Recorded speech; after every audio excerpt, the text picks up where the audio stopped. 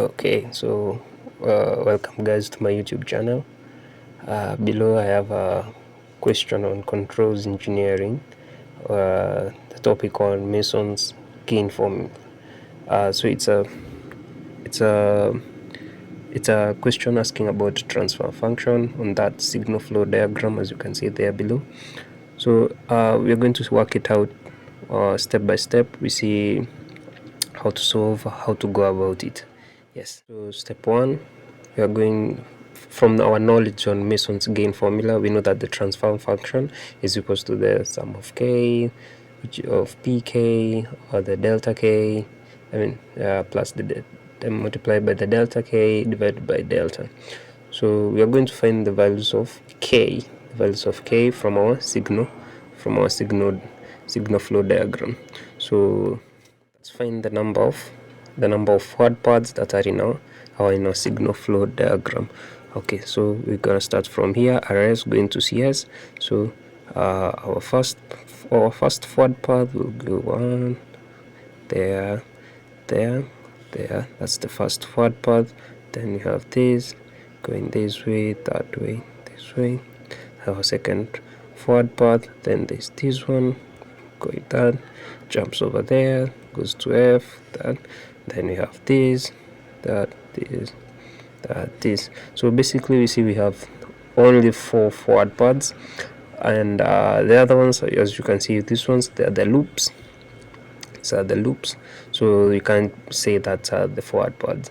So our Mason's gain formula will become P1 delta 1 plus P2 delta 2 plus P3 delta 3 P4 delta 4. Since our forward paths are 4, therefore we'll reach up to delta. And the second step is finding the forward path gains. The forward path gains is basically the gains, the gains which are on the paths which we have selected. So if you see in our first forward path here, which I had earlier calculated, it was going from G2.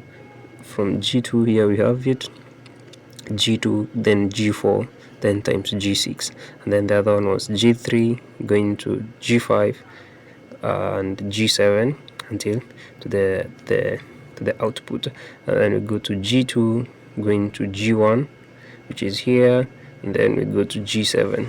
Basically it's just multiplying, nothing biggie. So here we go G3, G8, and G8, sorry, G3, G8, and then we go to G6. Now that's the fourth forward path.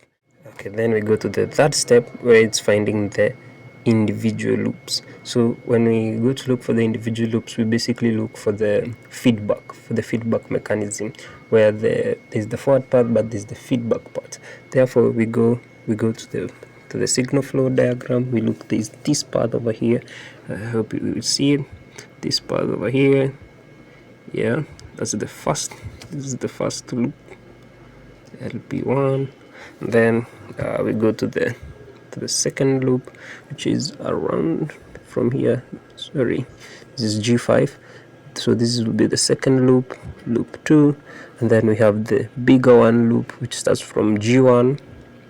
You can basically see over here from G1.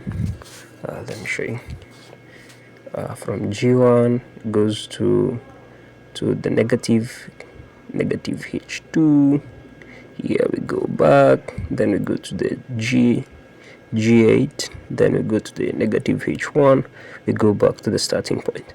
Yeah, so you have to identify that the loops must start, where they start, it's where they must end. So you can see, like, from here, it started here, we went all the way down up to F, then we go to negative H2, G8, D, then we landed the loop 1, G4 times negative H1, and then you just find the value, then G5 times negative H2, G5 H2, then you multiply all these values from the loop 3, G1 negative H2, G8 times H1 gives us G1 H2, G8 H1. Since the negative step, now we go to find the two non-touching loops. The two non-touching loops where the loops, they are not touching the forward path gains. So as we can see from our diagram, there is only one which has two non-touching loops, which is the L1 and L2, these two. Then maybe I can highlight it, this one and this other one over here. So therefore we are going to multiply those two. Here we have them over here. So it will be negative G4H1 and negative G5H2. Then these are the only ones that do not touch the forward path.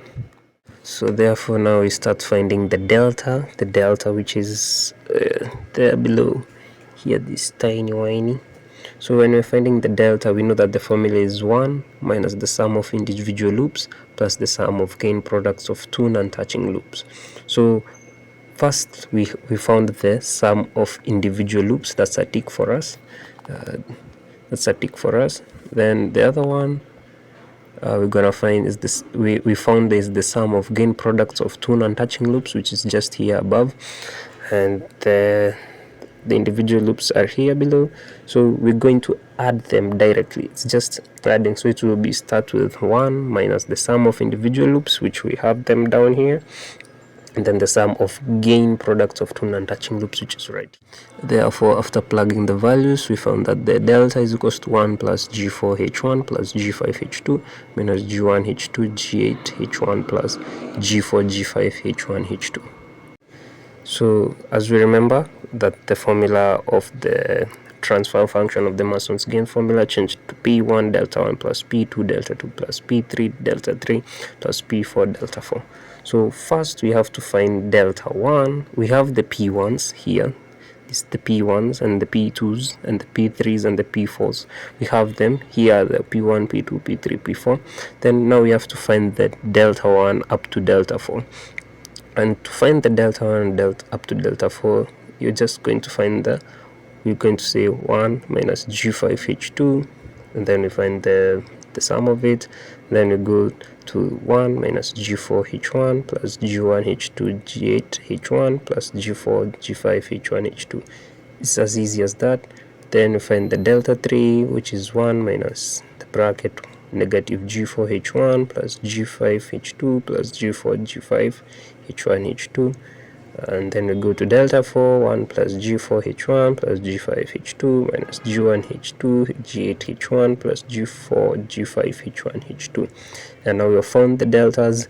The last step which has remained, it's finding now that it's plugging in the values into our formula. You remember the transfer function is equals to P1 delta 1, P2 delta 2, P3 delta 3, P4 delta 4 divided by delta. So we're going to plug in the values of delta 1, which is here, G2, G4, G6, then delta 1, which is 1 plus G5H2.